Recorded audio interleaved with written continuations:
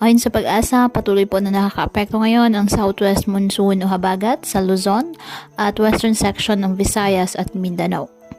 Samantala, wala po tayong bagyo o low pressure area na minomonitor sa loob ng Philippine Area of Responsibility na maaaring makaapekto sa lagay ng ating panahon.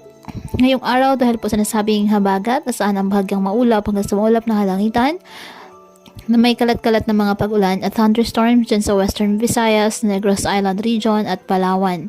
Kasama na po ang Kalayaan Islands.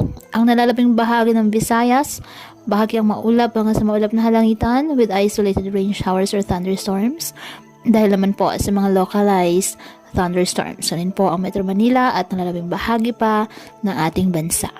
Kaya patuloy po natin na pinag-iingat ang ating mga kababayan sa banta po ng mga pagbaha at pagguho ng lupa, lalo na po kapag may malalakas na ulan, at ugaliin na magdala palagi ng payong o kahit anumang panangga sa ulan sa tuwing lalabas po ng ating mga tahanan. At yan po muna ang update sa lagay ng panahon ngayong araw. Muli patuloy po tayo na mag-ingat at palaging tandaan, God loves you. Stay safe and God bless.